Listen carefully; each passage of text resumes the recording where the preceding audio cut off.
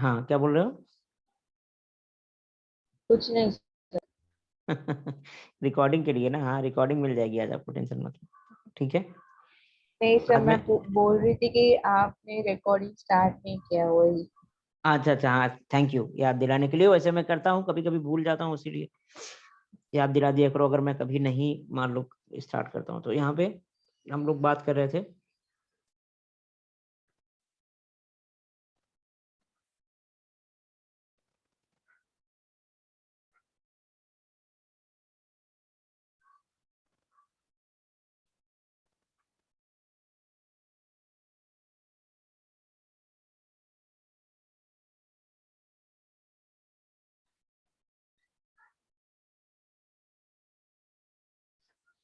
Nervous cell. जैसे कि आप जानते हैं कि आपके बॉडी में बहुत सारे टाइप की सेल्स होती हैं। जैसे अगर हम बोन की बात करें तो बोन भी एक डिफरेंट टाइप के सेल से मिलके बना होता है, ठीक है।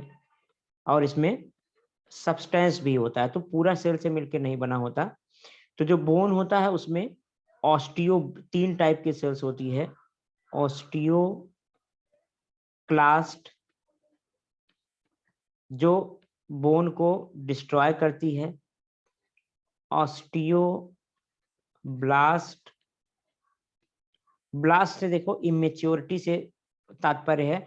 जो भी इम्ब्रायो जब बनता है तो उसमें ब्लास्टुला गैस्टुला स्टेज आती है, तो ब्लास्ट का मतलब इमेच्योर होता है। तो ऑस्टियोब्लास्ट, यहाँ से ऑस्टियोब्लास्ट जो सेल होती है वो बोन को बनाती है, ठीक है। और ऑस्टियोसाइट, ऑस्टियोसाइट जो होती है वो मेच्योर बोन सेल होती है, ये उसी में पड़ी रहती है वैसे। तो तीन सेल्स होती हैं, इन तीन सेल से मिलकर बोन बनता है।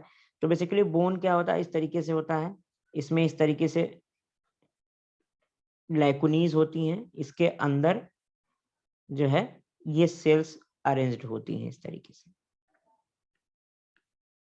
तो कहने का मतलब मेरा यहाँ समझाने का आपको ये है कि हर एक जो टिश्यू है आपके बॉडी में वो अलग टाइप के सेल से मिलके बना होता है। उसी तरीके से आपकी मसल सेल्स होती हैं, तो मसल सेल्स जो है वो लंबी लंबी होती हैं इस तरीके से, मसल फाइबर जो होते हैं, ठीक है। इसमें न्यूक्लियस होता है, साइटोप्लाज्म होता है, होगा सारी चीजें वही, लेकिन उनका शेप जो है वो अलग अलग होता है। उसी तरीके से आपकी नॉर्मल सेल्स होती हैं, नॉर्मल सेल में कुछ क्यूबॉइडल होती हैं, ठीक है, क्यूब के जैसे आकार की होती हैं।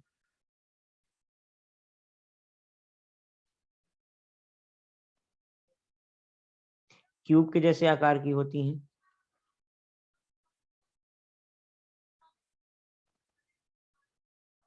यहाँ पे। उसके बाद कुछ जो होती हैं वो इस तरीके से कॉलम जैसे आकार की होती हैं, लंबी लंबी सेल्स होती हैं। तो कई सारे टाइप की सेल्स होती हैं। उसी तरीके से आपका जो नर्वस सिस्टम बना होता है, यानी कि जो आपका ब्रेन बना होता है, जो आपकी नर्व्स बनी होती है, वो एक स्पेशल टाइप की सेल से मिलकर बनी होती है, जिसका शेप कुछ इस तरह के तरीके का होता है, जिसमें कई सारे पार्ट्स होते हैं। ये तो पूरा मेन सेल बॉडी है जिसमें न्यूक्लियस होता है जैसे कि हर सेल में होता है। फिर यहाँ से डेंड्राइट होते हैं और ये एक्सॉन होता है। एक्सॉन के ऊपर इस तरीके से कुछ सिक्रीशन होते हैं जिसे माइलिन शीथ बोलते हैं। और माइलिन शीथ को सिक्रीट करने के लिए एक सेल होती है स्वान सेल, ठीक है। और कुछ जो सेल्स होती हैं वो विदाउट माइलिन शीथ होती है, तो उसे स्मूथ फाइबर बोलते हैं, इसे माइलिनेटेड फाइबर बोलते हैं। Just a moment.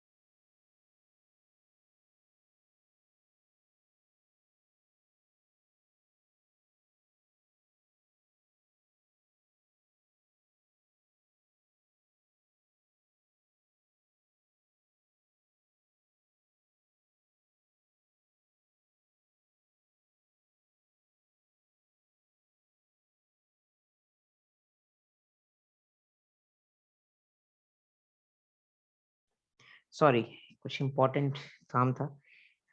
तो सुन पा रहे हो ना सानिया, कोई दिक्कत तो नहीं है?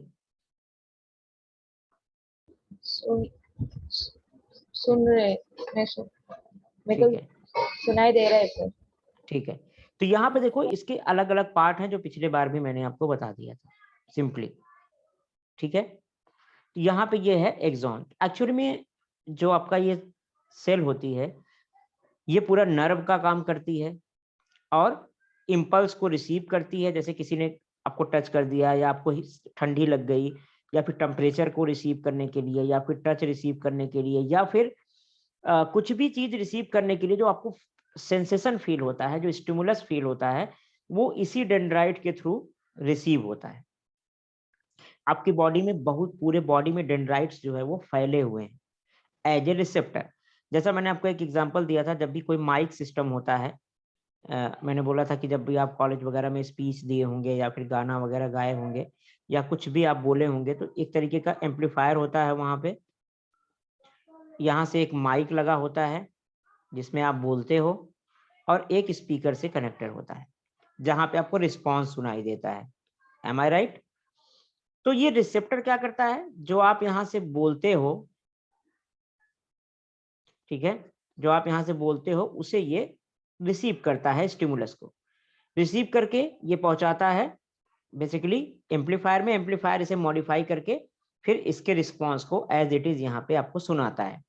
उसी तरीके से आपके बॉडी में भी होता है। जो एम्पलीफायर है वो आपका ब्रेन और स्पाइनल कॉर्ड होता है, जिसे सेंट्रल नर्वस सिस्टम बोलते हैं।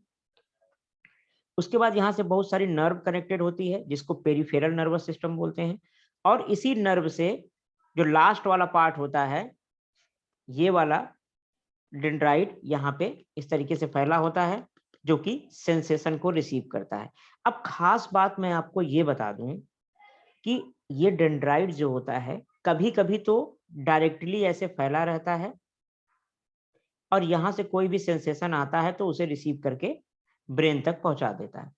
लेकिन काफी सारे केसेस में जो आपकी इपिथेलियल सेल होती हैं बाहर वाली, वही मॉडिफाई हो जाती हैं रिसेप्टर के रूप में।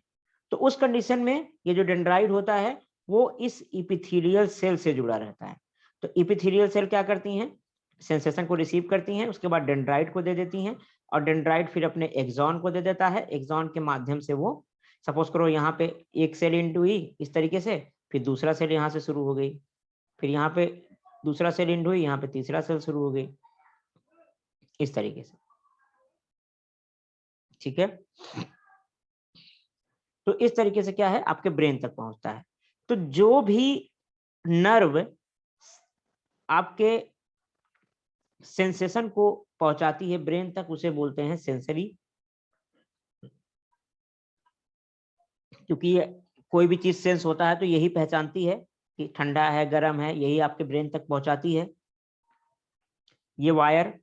और जो वायर रिस्पॉन्स देते हैं, जैसे सपोज करो आपने कहीं हाथ टच किया और वहां पे हीट था, तो आपको ब्रेन को पता चल गया हीट। किसके थ्रू पता चलेगा? इस वायर के थ्रू, इस नर्व के थ्रू, जिसे सेंसरी नर्व बोलते हैं। उसके बाद जैसे आपका ब्रेन कहेगा अरे भाई तो ज्यादा तेज जल रहा है, हटाओ। उसके बाद आपका ब्रेन जो है आपके मसल को आदेश देगा, बोलेगा, तो आपकी मसल कॉन्ट्रैक्ट हो जाएगी और आप अपना हाथ हटा लेंगे वहां से। तो ब्रेन से जो इम्पल्स आपके मसल तक गया वो है मोटर, इसे बोलते हैं मोटर नर्व। अब मोटर नर्व को इफरेंट भी बोलते हैं, और सेंसरी नर्व को एफेरेंट एफरेंट बोलते हैं। ठीक है, तो यहाँ पे इफरेंट और अफरेंट हम बात करते हैं। यहाँ पे इफरेंट और अफरेंट। तो इफरेंट का मतलब बाहर, यानी कि आपके ब्रेन से जब इम्पल्स बाहर जाता है, यानी कि आपके स्केलेटल मसल में जाता है, एक्सटर्नल। और जब सेंसेशन को रिसीव करके आपके ब्रेन तक इम्पल्स पहुंचता है जिस नर्व के थ्रू, उसे एफरेंट बोलते हैं या सेंसरी बोलते हैं। आया समझ में यहाँ से? तो ये सब किससे बने होते हैं? इसी टाइप के सेल से मिलके बने होते हैं। ठीक है, और आपका जो सेंट्रल नर्वस सिस्टम होता है, ये वाला ब्रेन, ये भी इसी टाइप के सेल से मिलके बना होता है। समझ गए बात को? हाँ सर। बहुत आसान है, कुछ ऐसा नहीं है। आप अपने दिमाग में एक बार फिगर बना लो, हाँ ऐसे ऐसे होता है। ये जो है कोई भी चीज, जैसे अभी मैंने अपने एक हाथ को दूसरे हाथ पे रखा, ठीक है, तो दूसरे हाथ पे क्या हुआ, हमें लगा कि कुछ, तो हमने इसको टच किया, तो वो टच हमें कैसे पता चल रहा है? ये तो मैं बता रहा हूँ कि यहाँ से टच होता है तो यहाँ जाता है, लेकिन ये रिस्पॉन्स होने में सेकंड से भी कम टाइम लगता है। देखो आपने ऐसे टच किया और आपको पता चल गया, है ना? तो डायरेक्टली कनेक्टेड होता है ऐसे। आप एक हाथ को दूसरे हाथ से ऐसे टच करो, देखो अभी तुरंत ही टच, जैसे ही टच करोगे तुरंत ब्रेन को पता चल गया हाँ टच हो गया, है ना? तो ये यहाँ से यहाँ तक कौन ले गया? एफरेंट, यानी कि सेंसरी नर्व। सेंस को रिसीव किया उसने, कौन सा सेंस है उसको बता दिया आपके ब्रेन को। अब उसके बाद अगर कुछ नहीं रहेगा तो ब्रेन आपका शांत रहेगा, लेकिन अगर यहाँ पे कोई हीट रहे, ठंडा रहे, या फिर कोई दिक्कत रहे, तो तुरंत आपका ब्रेन क्या करेगा? आपके स्केलेटल मसल को कॉन्ट्रैक्ट कराएगा और आप हाथ हटा लेंगे वहां से। तो स्केलेटल मसल तक जो इम्पल्स गया वो मोटर। इसको जब रिवीजन करोगे बुक से आप, तभी अच्छे से आपको और समझ में आएगा। समझ रहे हो बात को?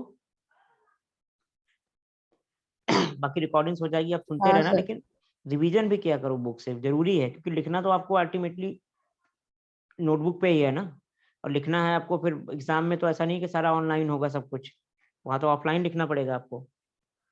तो आप लिखने की भी प्रैक्टिस साथ साथ करते रहो। यहाँ पे मैंने बता दिया इसके कुछ पार्ट्स होते हैं। ये डेंड्राइट्स है, ये सेल बॉडी है पूरा, यानी कि सेल का जो मेन पार्ट है ये न्यूक्लियस है, ये एक्सॉन है। एक्सॉन के चारों तरफ दो तरीके के एक्सॉन वाली सेल होती हैं, एक स्मूथ जिसपे ये माइलिन शीथ नहीं होती, केवल सिंपल ये स्मूथ जो है वायर होता है, और कुछ जो होते हैं उसके ऊपर ये स्वान सेल होती हैं, जो कि एक शीथ, फैट की एक शीथ सिक्रीट कर देती हैं, फैटी शीथ होती है। तो यहाँ से इम्पल्स नहीं ट्रांसमिट होता, तो उस कंडीशन में इम्पल्स जो ट्रांसमिट होता है वो नोड टू नोड होता है इस तरीके से, यहाँ आएगा फिर यहाँ आएगा, क्योंकि ये जो है इंसुलेटर का काम करती हैं, जो शीथ होती है। इसीलिए इसको बोलते हैं सॉल्टेटरी कंडक्शन। स्मूथ कंडक्शन नहीं होता, सॉल्टेटरी कंडक्शन होता है, यानी कि माइलिनेटेड जो नर्व फाइबर होते हैं उस पे जो इम्पल्स का ट्रांसमिशन होता है वो फ्लक्चुएटिंग होता है, इसी को बोलते हैं सॉल्टेटरी कंडक्शन। Saltatory conduction.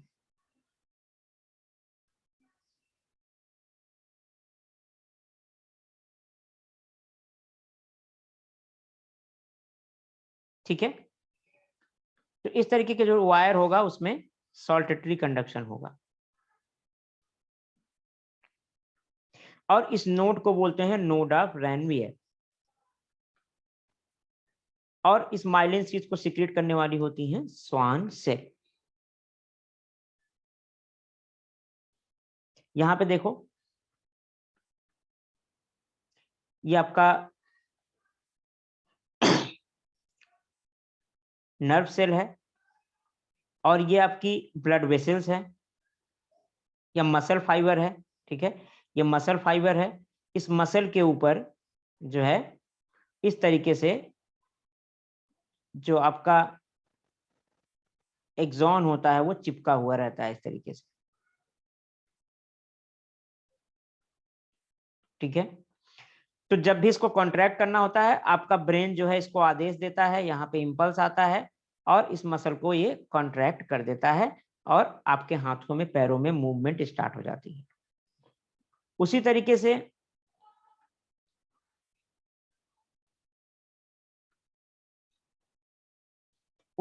यहाँ पे और एक चीज और देखो, जब दो नर्व सेल आपस में जुड़ी हुई रहती हैं तो उसी को बोलते हैं जंक्शन, सिनेप्टिक जंक्शन।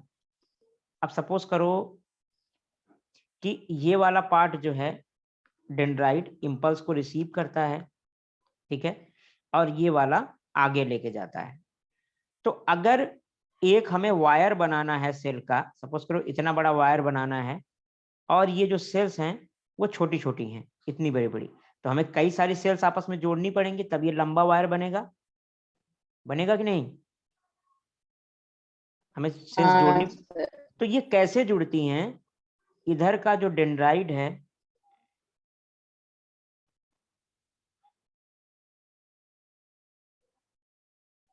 ये एक्सॉन है, ठीक है। अभी मैं एक ही एक्सॉन बना रहा हूं यहाँ पे इधर।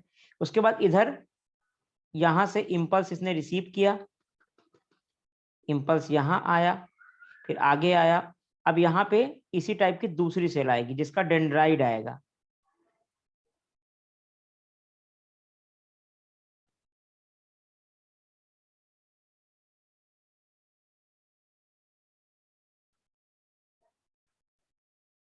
ठीक है, इस तरीके से। तो अब मैंने आपको उस बार एक बात बताई थी कि ये पहली नर्व सेल है, ये दूसरी नर्व सेल, इसी टाइप से, ठीक है। तो यहां से इम्पल्स को रिसीव किया। सपोज करो आपके भाई ने आपके हाथ में निडल प्रिक कर दिया, तो इस निडल के पास ये वाला डेंड्राइड था। इस वाले डेंड्राइड ने क्या किया, इम्पल्स को रिसीव किया, आगे लेके गया। तो ये जो एक्सॉन है यहाँ का, ये एक्सॉन है और ये डेंड्राइड है।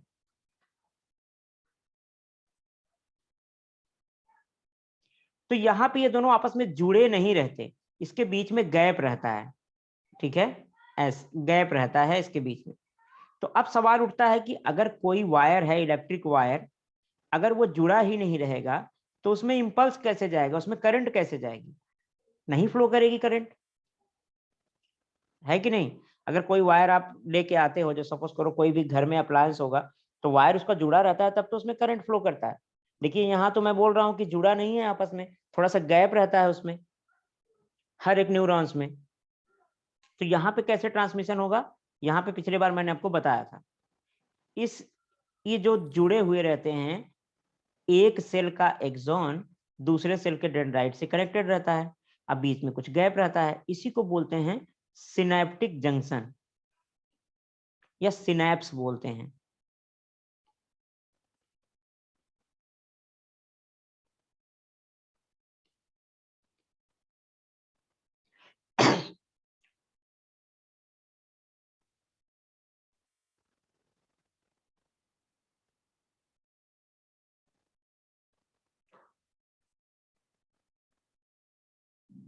ठीक है, सिनेप्टिक जंक्शन बोलते हैं।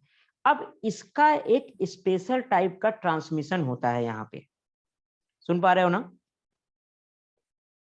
हाँ सर। यहाँ पे बेटा एक स्पेशल टाइप का ट्रांसमिशन होता है, यहाँ पे होता है न्यूरोट्रांसमीटर्स रिलीज होते हैं। जैसे कि इसको अगर मैं बड़ा सा बनाऊं, इस वाले जंक्शन को, तो कुछ इस टाइप का होगा, एक नॉब होगी लास्ट में, ठीक है, एक्सॉन में, ये एक्सॉन है, और यहाँ पे जो होता है डेंड्राइट, दूसरे नर्व का ये वाला डेंड्राइट।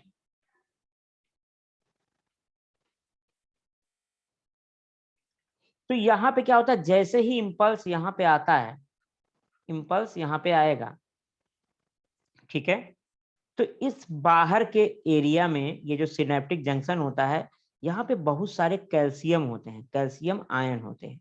क्या होते हैं, याद रखो, कैल्शियम आयन, ठीक है। तो कैल्शियम जैसे ही यहाँ पे इम्पल्स आता है, इस एक्सॉन के अंदर, ये वाला जो एक्सॉन है, इसके अंदर गेट होता है कैल्शियम के लिए। यहाँ पे सारे जो कैल्शियम होते हैं बाहर, वो इसके अंदर चले जाते हैं। उसके बाद इस एक्सॉन के अंदर इस तरीके से बैलून होते हैं, फूले हुए बैलून, जिसके अंदर कुछ मटेरियल भरा होता है, ठीक है। क्या होता है, इस तरीके से बैलून होते हैं, इसके अंदर कुछ मटेरियल या न्यूरोट्रांसमीटर भरे होते हैं। यानी कि न्यूरोट्रांसमीटर क्या होता है, एक सब्सटेंस होता है, एसिटाइल कोलिन, ठीक है, और उसके बाद एड्रिनलिन, नॉर एड्रिनलिन, ये सब क्या है, स्टेरॉयड होते हैं, एक तरह के सब्सटेंस होते हैं। ये एक मेम्ब्रेन के अंदर पैक्ड होते हैं, छोटे छोटे, जैसे गोली होती है ना, एक छोटा छोटा गोला हो, उसके अंदर ये भरे हुए हैं, इस तरीके से पैकेट भरे रहते हैं।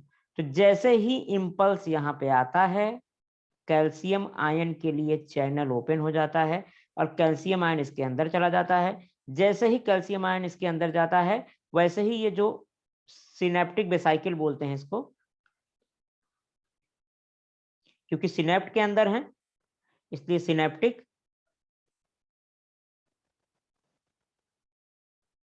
और चूंकि ये पूरा मेम्ब्रेन के अंदर कुछ भरा हुआ है इसलिए इसको वेसाइकिल्स बोलते हैं। तो ये सिनेप्टिक वेसाइकिल्स यहाँ पे रिलीज हो जाते हैं इस तरीके से। अब ये रिलीज हो जाएंगे, जैसे ये रिलीज होंगे ये इस डेंड्राइट के पास आएंगे, तो इस डेंड्राइट पे रिसेप्टर्स होते हैं जो इस न्यूरोट्रांसमीटर को पहचानते हैं। जैसे ही ये न्यूरोट्रांसमीटर इस डेंड्राइट के ऊपर आएगा यहां भी सेम इम्पीडेंस का इंपल्स जो है जनरेट हो जाएगा, और यहाँ पे जैसे इंपल्स जनरेट होगा फिर ये फिर से आगे चला जाएगा।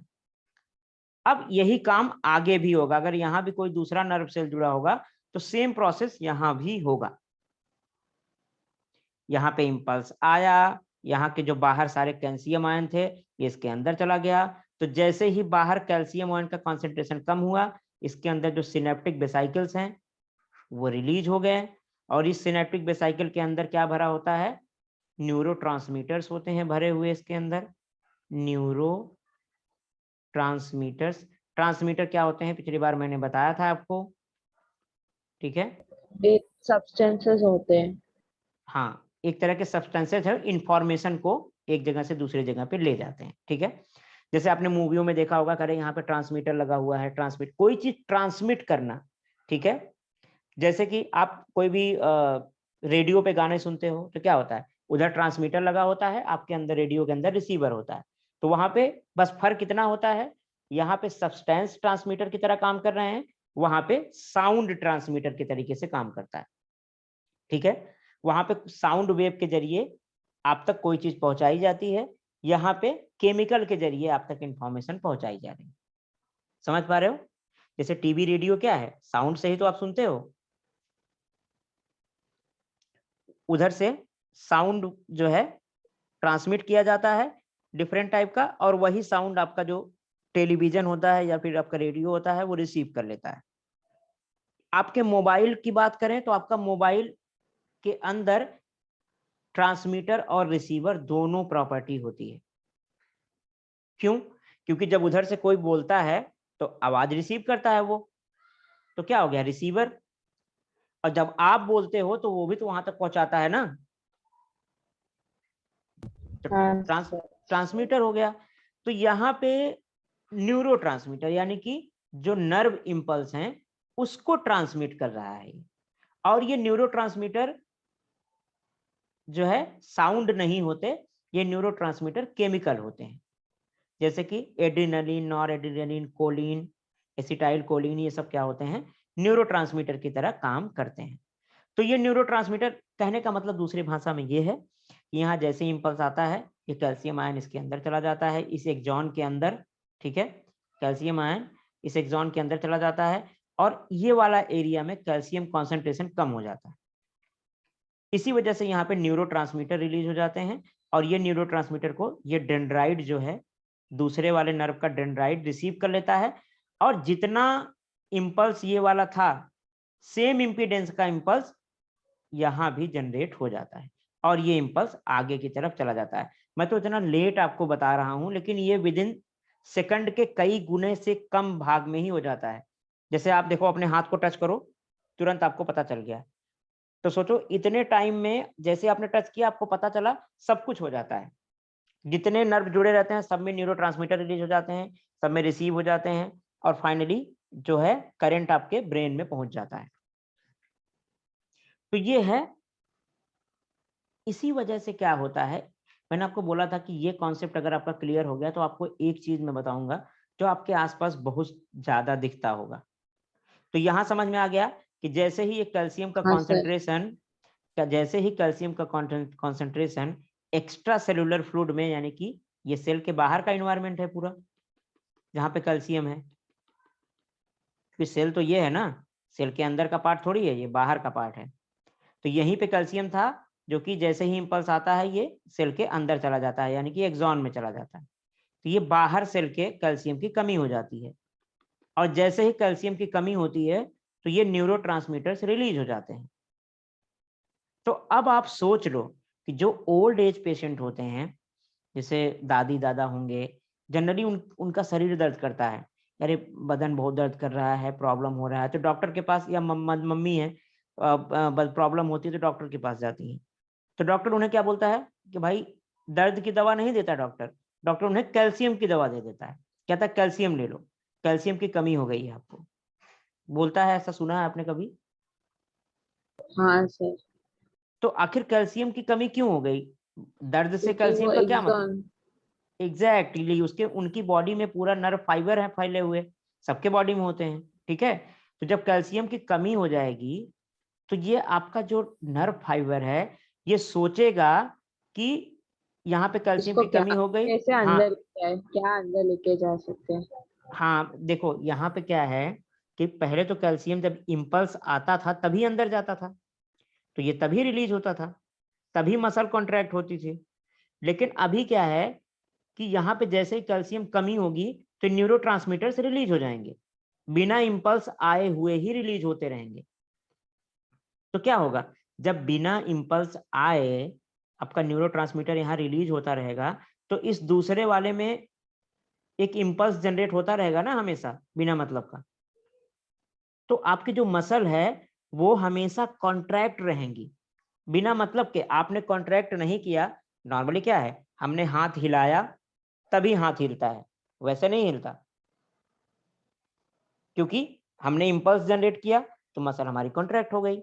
लेकिन यहाँ पे हल्का हल्का न्यूरोट्रांसमीटर्स रिलीज होते रहते हैं कैल्शियम की कमी के कारण, जिसकी वजह से आपकी जो मसल्स होती हैं वो खिंची खिंची रहती हैं, हमेशा कॉन्ट्रैक्टेड स्टेज में रहती हैं, जिससे कि थोड़ी देर बाद पेन होना स्टार्ट हो जाता है। तो जब हम कैल्शियम खा लेते हैं तो यहाँ पे एक्स्ट्रा सेलुलर फूड में बहुत सारा कैल्शियम आ जाता है, तो ये न्यूरोट्रांसमीटर रिलीज होना बंद हो जाते हैं, जिससे कि इम्पल्स जनरेट होना बंद हो जाता है, जिससे कि जो आप नॉर्मल मसल्स होती हैं दादा दादी की वो नॉर्मल हो जाती हैं, रिलैक्स हो जाती हैं, और पेन जो है बंद हो जाता है। समझ लिए बात को? तो ये एक प्रोसेस है। हाँ।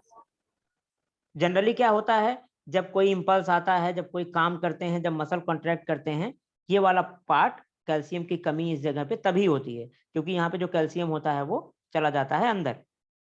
लेकिन अगर नेचुरली कैल्शियम की कमी हो जाए, पता लगा आपकी बॉडी में ही कैल्शियम कम हो गया, तो बिना अंदर जाए ही इस एक्सॉन को लगेगा कि लग रहा है इम्पल्स आ गया, तो वो क्या करेगा, न्यूरोट्रांसमीटर्स रिलीज करता रहेगा बिना मतलब के, हल्का-हल्का, ज़्यादा नहीं करता, हल्का-हल्का।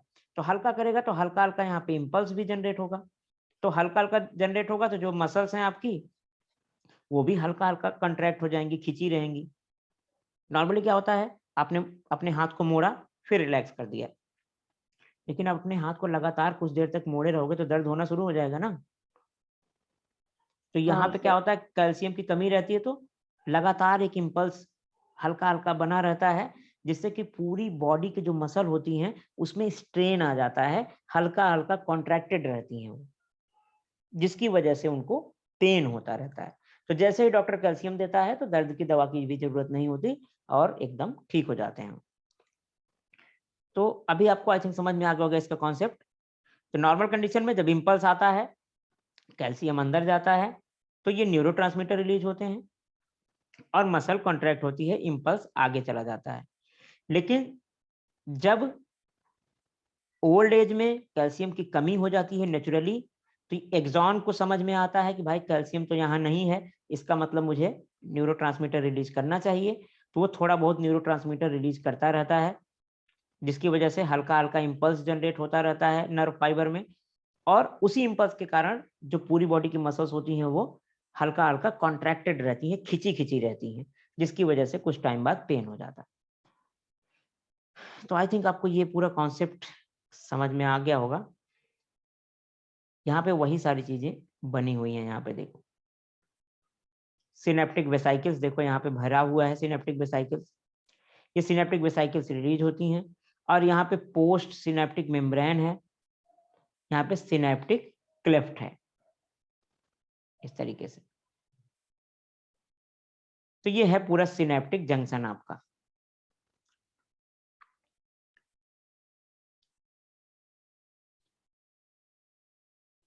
All the information about the surrounding is collected by the end of the dendrite.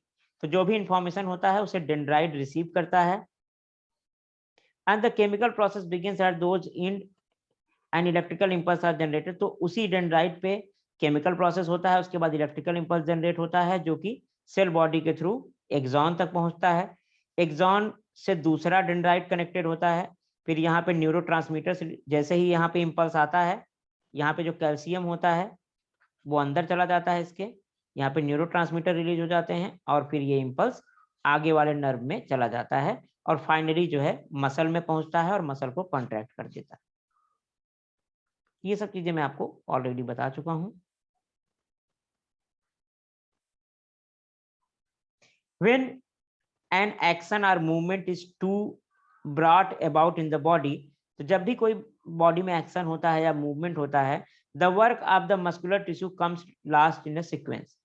Movement of the muscular cell is essential to bring about any activity. When the cell contact to change their shape, the movement occurs at cellular level, and the muscle cell have been ability to change the shape due to the special type of protein. Besides, due to the same protein, the cell become able to respond to electrical impulse of the nerve. तो क्या होता है कि आपके muscle के अंदर, जैसे muscle है, मसल सेल है,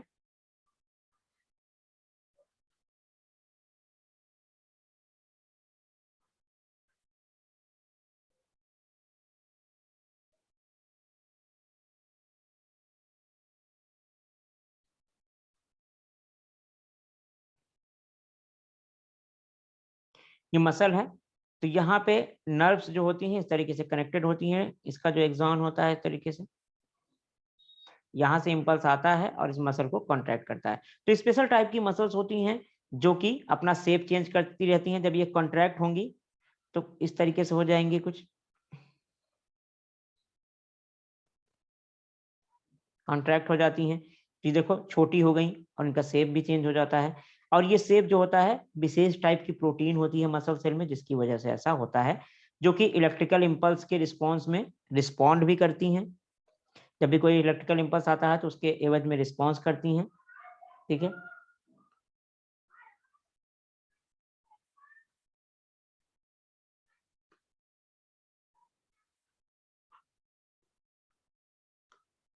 muscle cell have the ability to change their shape due to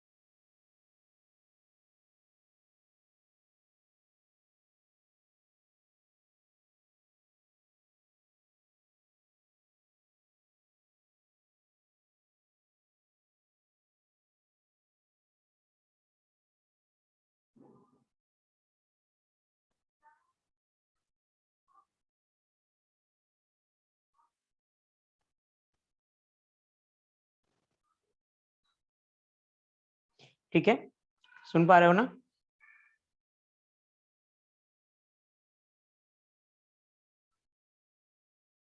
सुन पा रहे हो सानिया? हाँ सर।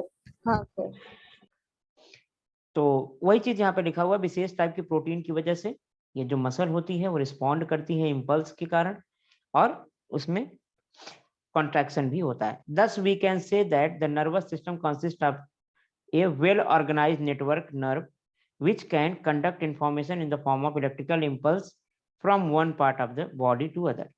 तो कहने का मतलब ये है कि हमारा जो नर्वस सिस्टम होता है वो इलेक्ट्रिकल इम्पल्स को एक जगह से दूसरे जगह पे आसानी से लेके ट्रेवल कराता है। यहाँ पे which are sensory organs of an organism which is their function. Which are sensory organ, कौन से सेंसरी ऑर्गन होते हैं, ठीक है, उनका फंक्शन क्या है। दूसरा क्या है, where is the gustatory and olfactory nerves to be found. तो गैस्टेटरी नर्व्स कहाँ पाई जाती हैं, ऑल्फैक्टरी नर्व, ऑल्फैक्टरी स्मेल के लिए होती है, गैस्टेटरी नर्व्स जनरली क्या होती है, इंटेस्टाइन वगैरह में होती है। Collect the information about the functions of all the above mentioned part present in it's in the class. तो इसमें क्या क्या प्रेजेंट है सबके बारे में जानना, तो चलो वन बाय वन करके हम लोग पढ़ते हैं। सबसे पहले देख लेते हैं, देखो सेंट्रल नर्वस सिस्टम दो टाइप का होता है। मैंने बोला था पेरीफेरल नर्वस सिस्टम और सेंट्रल। तो जो आपका ब्रेन होता है और जो आपका स्पाइनल कॉर्ड होता है, रीढ़ के अंदर, रीढ़ की हड्डी जो होती है उसमें एक कैनाल होती है। इस तरीके से कैनाल के अंदर एक पतला सा स्ट्रक्चर होता है जो ब्रेन में ही जुड़ा हुआ होता है, जिसे स्पाइनल कॉर्ड बोलते हैं, ठीक है। तो ये स्पाइनल कॉर्ड और ब्रेन आपका जो है सेंट्रल नर्वस सिस्टम में आता है। फिर इन्हीं ब्रेन से कुछ नर्व निकलती हैं ब्रेन से, जिसे क्रेनियल नर्व बोलते हैं। और इस स्पाइनल कॉर्ड से हर एक वर्टेब्री से इस तरीके से नर्व निकलती है दो, हर एक वर्टेब्री से दो नर्व निकलती है, एक सेंसरी होती है, एक मोटर होती है, ठीक है। इसको बोलते हैं स्पाइनल नर्व।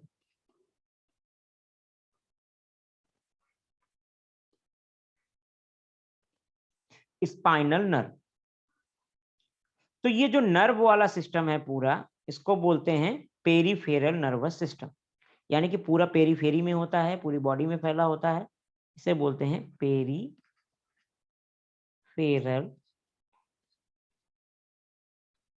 Nervous system. और उसके बाद इसको बोलते हैं सेंट्रल नर्वस सिस्टम, ब्रेन और स्पाइनल कॉर्ड को, ठीक है। अब बात करते हैं टाइप ऑफ नर्व सेल। अब जो हमने एक नर्व सेल की जनरल स्ट्रक्चर हमने पढ़ लिया, इस तरीके से इसमें डेंड्राइट होते हैं, एक्सॉन होते हैं, लेकिन अलग अलग जगहों पे अलग अलग टाइप की नर्व सेल भी पाई जाती हैं, तो उनका शेप वगैरह जो है थोड़ा सा अलग होता है। जैसे यहाँ पे ये डेंड्राइट है, इसका मैंने बोला था जनरल शेप यही होता है। ये सेल बॉडी होती है, यह न्यूक्लियस है, और ये है एक्सॉन। अब कुछ में स्मूथ होगा, कुछ में यहाँ पे माइलिन शीथ होती है इस तरीके से।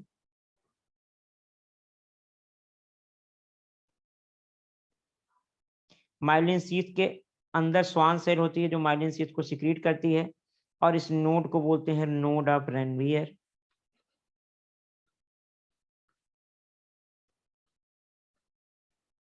ठीक है, तो ये तो नॉर्मल स्ट्रक्चर रहा, लेकिन अब इनके फंक्शन के आधार पे हम इसको कई सारे तरीकों में डिवाइड करते हैं, ठीक है, फंक्शन के आधार पे इसको हम। तो कुछ जो है ये न्यूरॉन्स जो है इम्पल्स को ब्रेन तक लेके जाते हैं, मैंने बोला था इसको बोलते हैं एफरेंट, ठीक है, या सेंसरी बोलते हैं इसको, दोनों बोल सकते हैं। कुछ जो है इस इम्पल्स को मॉडिफाई होने के बाद स्केलेटल मसल तक लेके आते हैं, जिससे कि आपके हाथों में पैरों में मूवमेंट होता है, इसे बोलते हैं मोटर नर्व, ठीक है। उसके बाद कुछ एसोसिएशन न्यूरॉन भी होते हैं।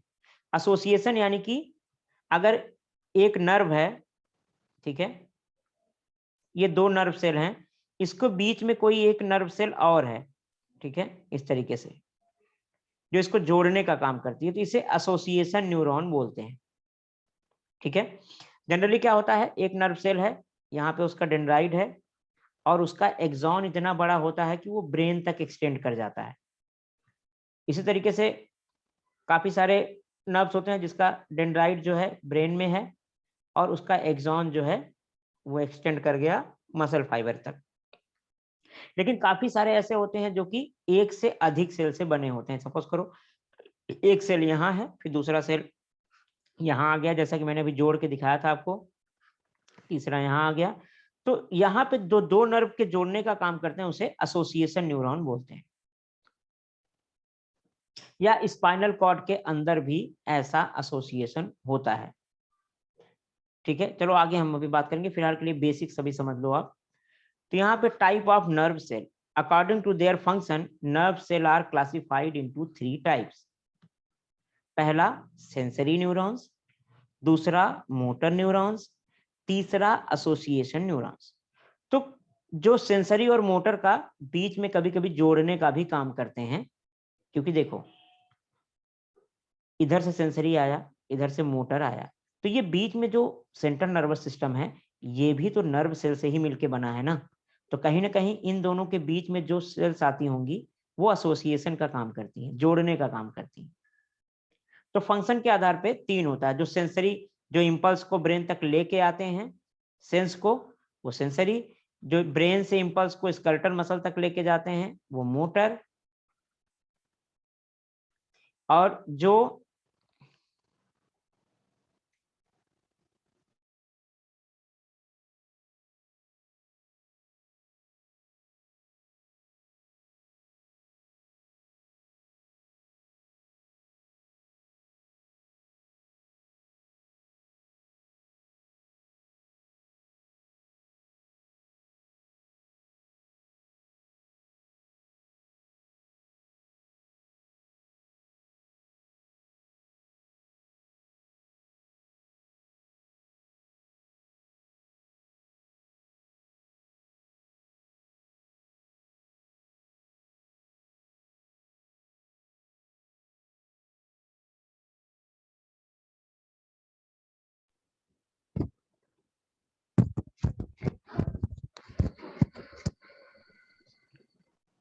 ठीक है, समझ पा रहे हो। हाँ सर। उसके बाद आ जाते हैं ह्यूमन नर्वस सिस्टम से। तो ये तो रहा बेसिक चीजें जो लगभग लगभग सब में होती हैं, सारे एनिमल्स में होती हैं, जो हायर एनिमल्स होते हैं। अब बात करते हैं ह्यूमन की स्पेशल कुछ चीजें। तो यहाँ पे the human nervous system is divided into the following 3 types. अब देखो ये पेरी, एक्चुअली आप में ऑटोनॉमिक नर्वस सिस्टम अलग से दे दिया है, बट ये जो पेरीफेरल नर्वस सिस्टम होता है ना, इसी में से कुछ पार्ट मिलके और सेंट्रल नर्वस सिस्टम से ऑटोनॉमिक नर्वस सिस्टम बनाते हैं। अब कैसे, मैं अभी बताता हूँ। ऑटोनॉमिक का मतलब होता है जो अपने आप काम करते हैं, होते यही हैं, पेरीफेरल नर्वस सिस्टम है।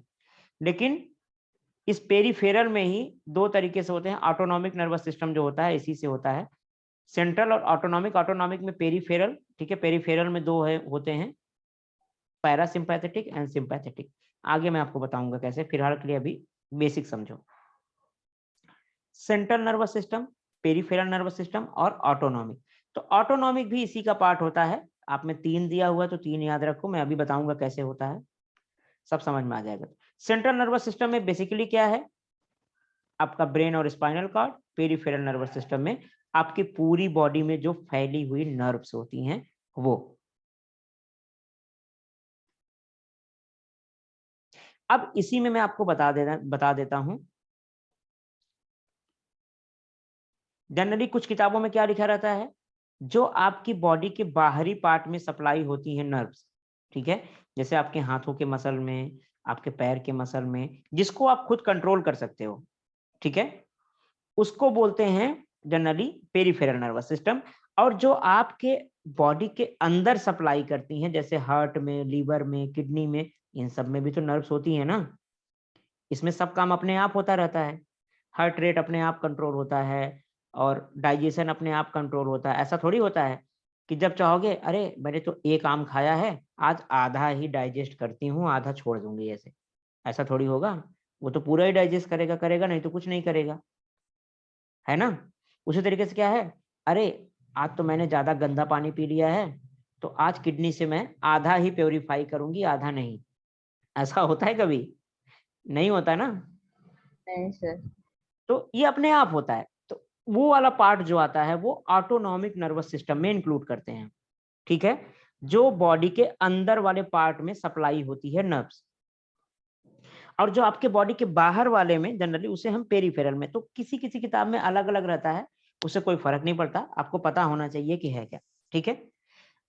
आप आपकी किताब में जो दिया हुआ है आप एग्जाम में वही लिखोगे, आगे जब दूसरी किताब पढ़ोगे तो उसमें दूसरे तरीके से लिखा रहता है, बट आप उससे कोई फर्क नहीं पड़ता, आपको कॉन्सेप्ट क्लियर होना चाहिए, ठीक है।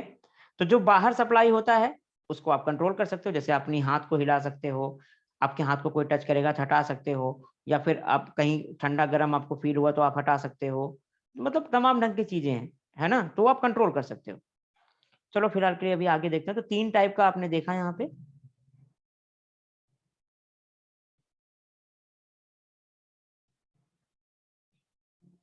तीन टाइप का हो गया। तो पहला central nervous system.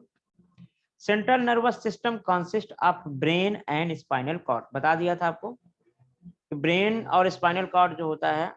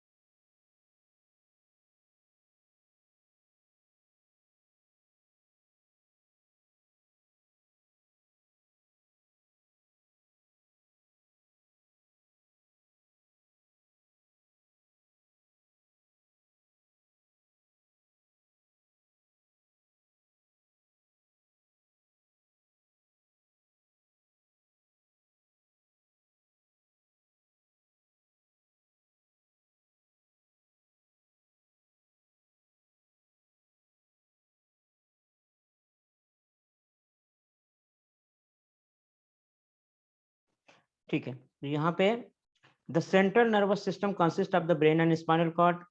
Organization of brain is extremely delicate and highly evolved. The brain is the main controlling part of the nervous system and it is just safely located in the cranial cavity.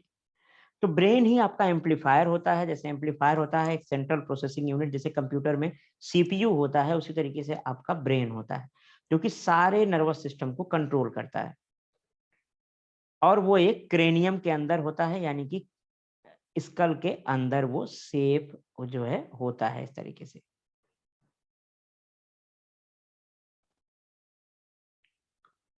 The spinal cord is protected by vertebral column in the space between the delicate central nervous system. Its bony covering or protective layer called the meninges. तो obviously ये जो ऊपर का school होता है, खोपड़ी होती है, ठीक है, इसके अंदर ब्रेन होता है, ठीक है, इस तरीके से।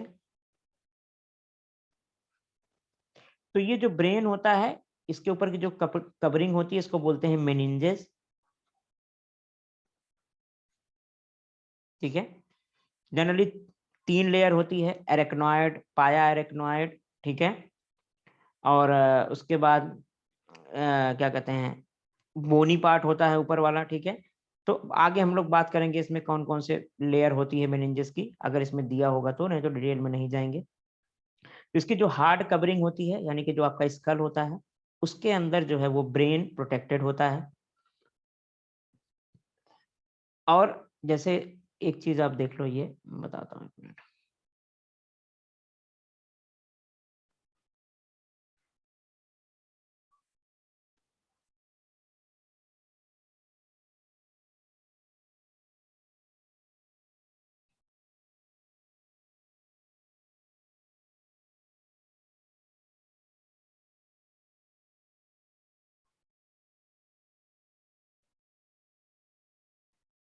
इस तरीके से ये जो ब्रेन होता है, इसके चारों तरफ की कवरिंग होती है, इस तरीके से कवरिंग होती है। ठीक है। और ये ब्रेन है आपका, ये पूरा पार्ट होता है, इसके चारों तरफ कवरिंग होती है, फिर यही कंटिन्यू होती है कवरिंग जो है आपकी, एक कैनाल इस तरीके से रहती है, और इसी ब्रेन से जुड़ा हुआ एक पतला सा रस्सी जैसा, रोप जैसा स्ट्रक्चर नीचे की तरफ एक्सटेंड करता है वर्टिब्री में। ये जो वर्टिब्री मैंने बनाया है, इसके अंदर बीचों बीच एक कैनाल होती है, ठीक है, पूरा वर्टिब्री के, जैसे ये पूरा वर्टिब्री हो गई यहाँ नीचे तक पूरा, तो इसी के अंदर कैनाल होती है, इसी के अंदर फ्लूइड भरा होता है। तो ये पूरा आपकी ब्रेन से कनेक्टेड होता है, पूरा ब्रेन का कंटिन्यूएशन होता है। इसी के अंदर स्पाइनल कॉर्ड इस तरीके से लटका रहता है। तो ये जो ब्रेन वाला पार्ट है और स्पाइनल कॉर्ड, ये दोनों मिला के सेंट्रल नर्वस सिस्टम होते हैं। इसकी कवरिंग को बोलते हैं meninges. The cavity present in the various part of the brain are called the ventricles.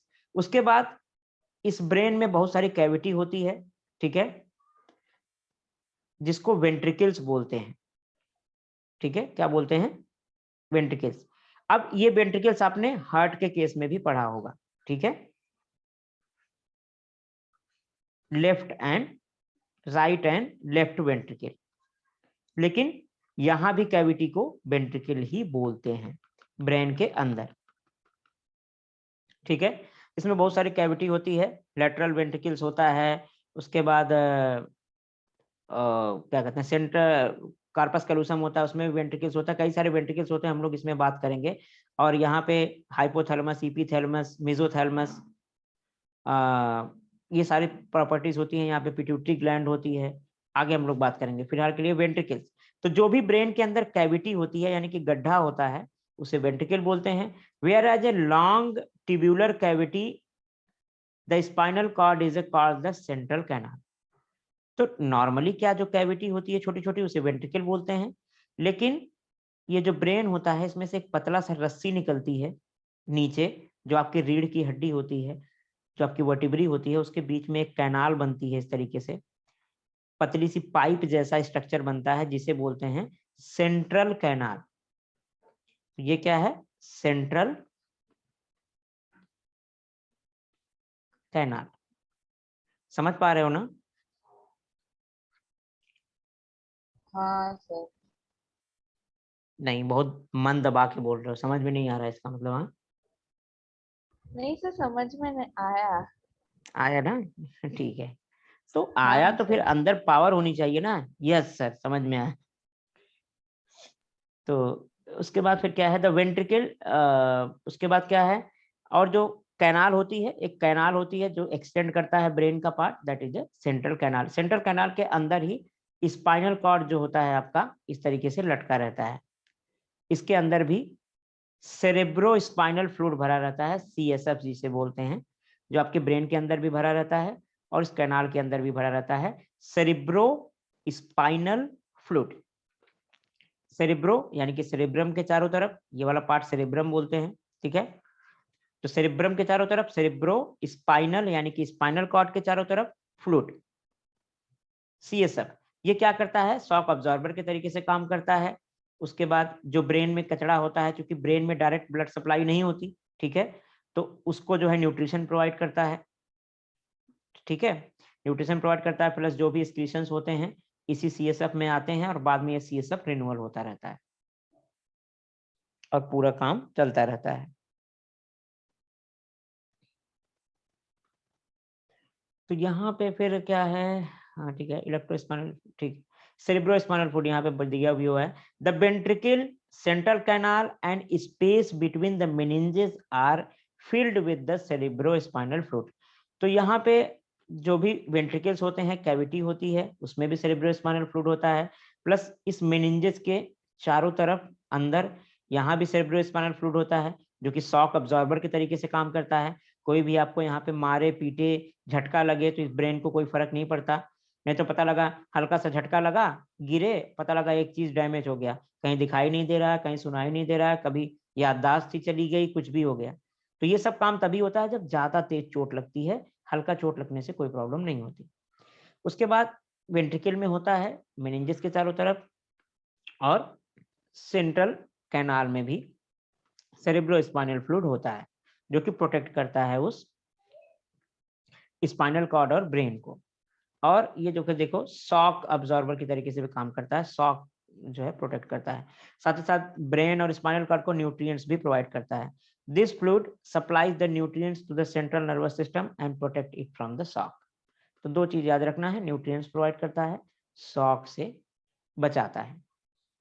यहाँ तक कोई दिक्कत तो नहीं है? यहाँ पे देखो डायग्राम भी बना हुआ है, मैं झूठ मूठ का परेशान हो रहा था समझ में बना के। आया सर। तो यहाँ पे सिंपली ये ब्रेन है और यहाँ पे देखो ये मेनिंजेस हैं आपकी, स्कल जिसे बोलते हैं,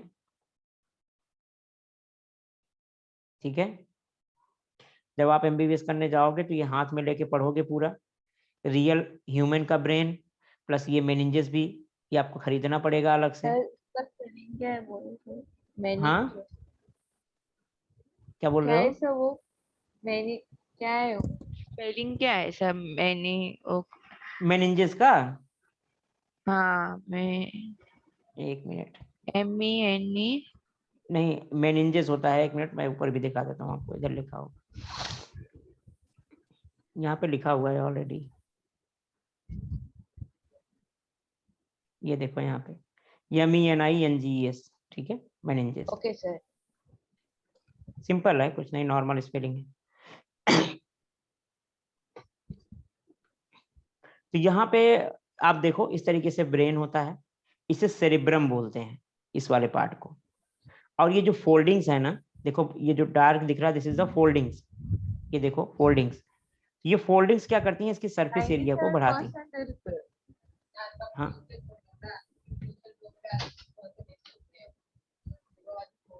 are you saying something? No sir no. Okay, तो यहाँ पे देखो ये सिंपली क्या है, यहाँ पे फोल्डिंग्स हैं, ये काफी सारे फोल्ड में होता है, ये सरफेस एरिया को इंक्रीज करता है ब्रेन की, इसीलिए बोला जाता है इसे गायराई सल्काई। जिसके अंदर जितने गायराई सल्काई होते हैं उतना ही उसे इंटेलिजेंट माना जाता है, उतना ही उसकी आईक्यू लेवल ज्यादा होता है, ठीक है। उतना ही उसको इंटेलिजेंट माना जाता है, उतना ही उसका आईक्यू लेवल वो ज्यादा होता है। ये सेरेब्रम। उसके बाद यहाँ सेरेब्रम के भी कई सारे लोब होते हैं, टेम्पोरल लोब है, पैराइटल लोब है, ये फ्रंटल लोब है, ठीक है। Frontal lobe, occipital lobe, parietal lobe, तो ये सारे कई सारे लोब होते हैं, डिटेल में अभी आपके यहाँ नहीं दिया हुआ है। और ये देखो स्पाइनल कॉर्ड इस तरीके से एक्सटेंड करता है, यहाँ से आपकी वर्टिब्रीज होती हैं इस तरीके से, ठीक है। उसके बीच में इस तरीके से होल होता है, इसके अंदर एक्सटेंड करता है, यहाँ पे न्यूरोसील होती है, ठीक है। सेंट्रल कैनाल या न्यूरोसील बोलते हैं उसको।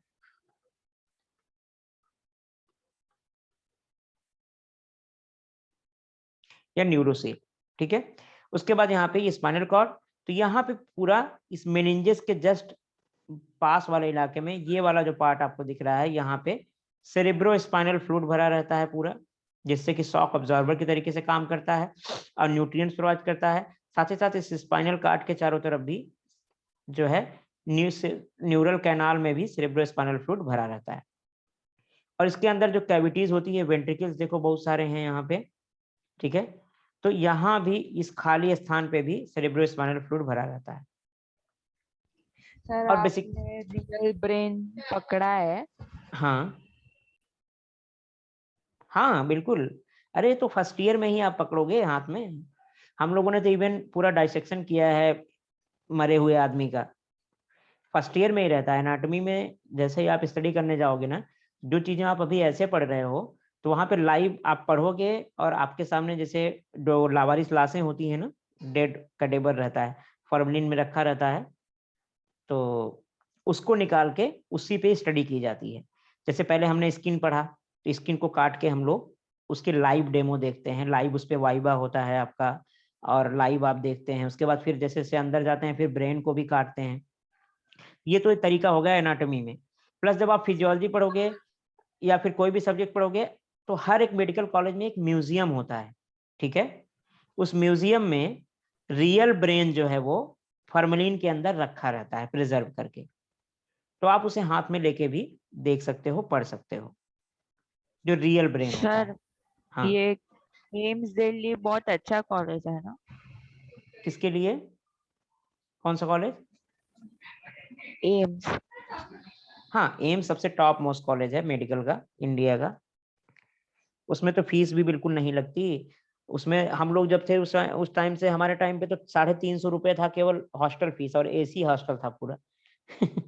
मतलब 2350 करके फीस लगती थी उस टाइम पे एक स्टूडेंट की, पूरा हॉस्टल और ईयर का सब कुछ। सोचो, सब।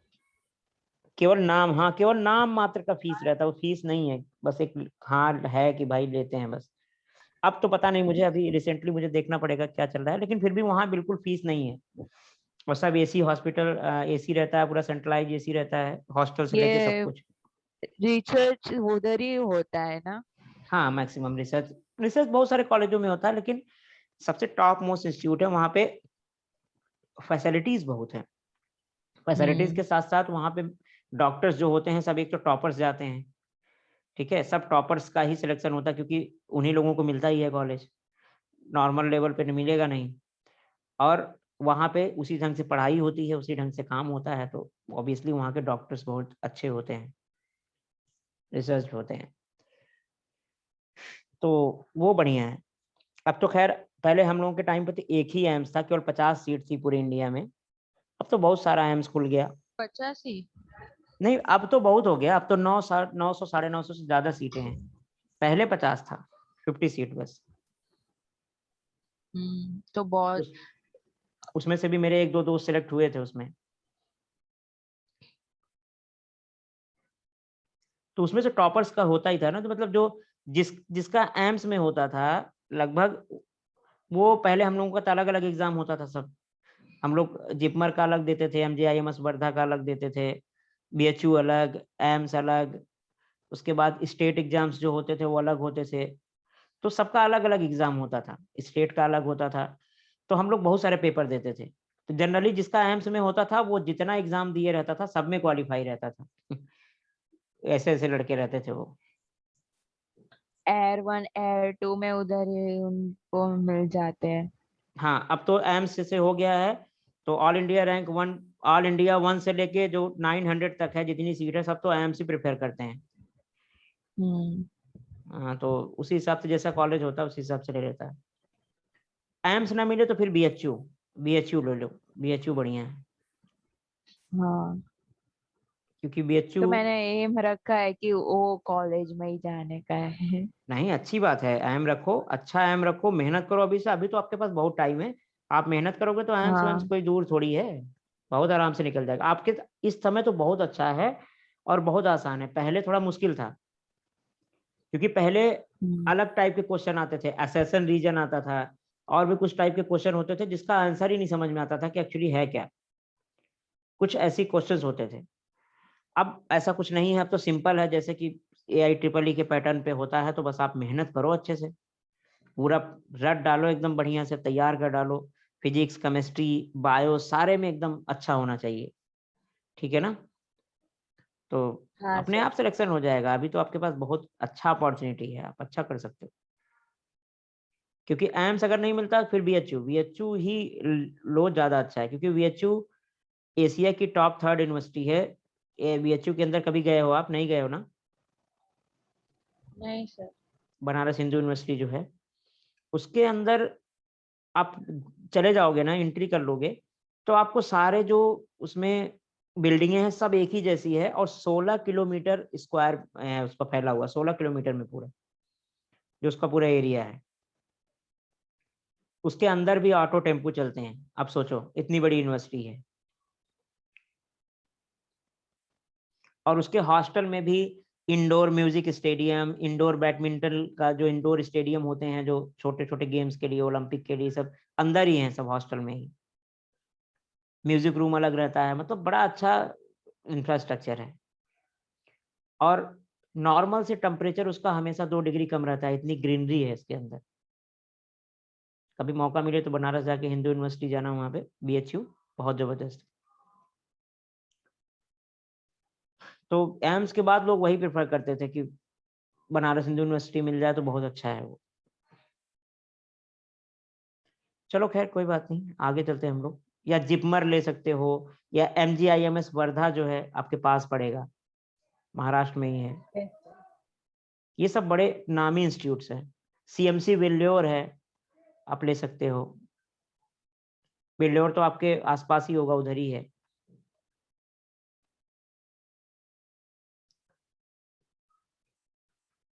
चलो फिर आगे चलते हैं हम लोग। तो देखो इस ब्रेन है बेसिकली, ये पार्ट जो आपका दिख रहा है हार्ड वाला, इसको बोलते हैं कार्पस कैलूसम। और ये जो सेंट्रल पार्ट है ये हाइपोथैलेमस है, यहाँ पे पिट्यूटरी ग्लैंड है, ठीक है। ये सेरिबेलम है, हाइंड ब्रेन का पार्ट है ये, ठीक है। सेरिबेलम है, ये मेडुला है। मेडुला से आपका जो भूख होती है, ब्लड प्रेशर होता है, ठीक है, सांस लेना होता है, ये सब कंट्रोल होता है मेडुला से, ठीक है। और ये इसमें से छोटा सा देखो, यहाँ से इस तरीके से स्पाइनल कॉर्ड निकला हुआ है अंदर, ये पतला सा, ठीक है, दिख रहा है ना आपको। और ये छोटा सा मिड ब्रेन है। मिड ब्रेन बहुत छोटा होता है। बाकी ये सारे पार्ट्स जो होते हैं, ये पॉन्स, ये मेडुला, ये सेरिबेलम, सब हाइंड ब्रेन का पार्ट होता है। और ये फ्रंट ब्रेन का पार्ट होता है, फोर ब्रेन का पूरा। ये सेरिबेलम, ये सब कार्पस कैलूसम, ये सब फोर ब्रेन का पार्ट है, ठीक है।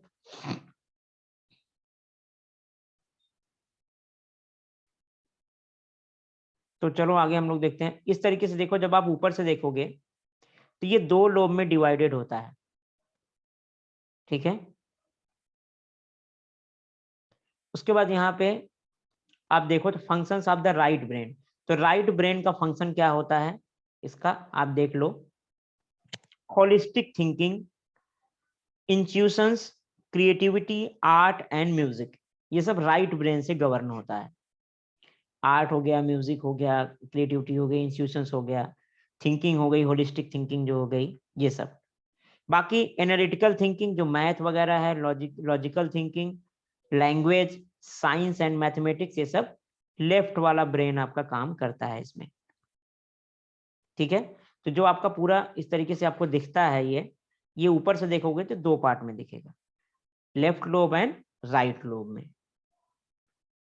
The brain of an adult human weight about 1300 to 1400 grams and consists of approximately 100 billion neurons. इसको याद रखना, हो सकता है आपके एग्जाम में लिखोगे तो अच्छे नंबर मिलेंगे। 100 बिलियन के करीब न्यूरॉन्स होते हैं, यानी कि नर्व सेल्स होती हैं 100 बिलियन। और लगभग वो 1300 से 1400 ग्राम होता है। तो हम लोगों का तो जो फर्स्ट ईयर में लेक्चर चलता था फिजियोलॉजी, वो पढ़ाती थी डॉक्टर दीपाली मैम, दीपाली चटर्जी, बंगाली थी। और एमडी पैथोलॉजी थी, सॉरी एमडी फिजियो थी, MBBS MD। तो काफी एजेस भी थी, करीब 60 ईयर की थी। वो जब भी आती थी तो कभी हाथ में ब्रेन लेके चली आ रही हैं, कभी हाथ में हार्ट लेके चली आ रही हैं, कभी हाथ में लंग लेके चली आ रही हैं, ग्लव्स लगा के, मास्क लगा के। तो वैसे ही पढ़ाती थी क्लास में भी, वो म्यूजियम से उठा लाती थी, उसके बाद फिर रख देती थी ले जाके। तो जो भी क्लास रहता था वो लैब में ही लेके, लैब में तो खैर हम लोग करते ही थे, लेकिन बाहर भी लेके चले आते थे।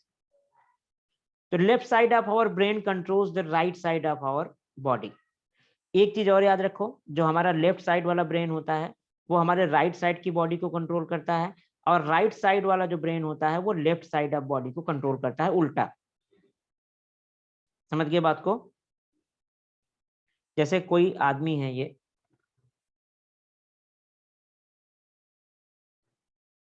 ये है, तो इसका जो इधर वाला पार्ट होगा वो इस तरफ वाला ब्रेन जो है कंट्रोल करेगा, इधर वाला पार्ट जो है वो इस तरफ वाला ब्रेन कंट्रोल करता है। इसीलिए कहते हैं कि जो लोग राइटी होते हैं, जिनका राइट हैंड ज्यादा चलता है, उनका लेफ्ट ब्रेन ज्यादा एक्टिव होता है। जो लोग लेफ्टी होते हैं उनका राइट वाला पार्ट जो है वो ज्यादा एक्टिव होता है, ठीक है। समझ पा रहे हो बात को। हाँ सर। तो इसीलिए लॉजिकल थिंकिंग, एनालिटिकल और ये सब सारी चीजें होती हैं। तो जो लोग राइटी होते हैं उनका लेफ्ट वाला ज्यादा एक्टिव होता है। तो आप ऐसे भी समझ सकते हो कि जो लोग लेफ्टी होते हैं उनका आर्ट, म्यूजिक, क्रिएटिविटी, इन सब में थोड़ा ज्यादा रुचि रहती है, ठीक है। बाकी नॉर्मल तो काम करता ही है, ऐसा नहीं कि वो लोग लॉजिकल नहीं होते, थिंकिंग नहीं करते। करते हैं, लेकिन ओवरऑल एक्टिविटी की बात हो रही है, थोड़ा सा ज्यादा रहता है नॉर्मल से।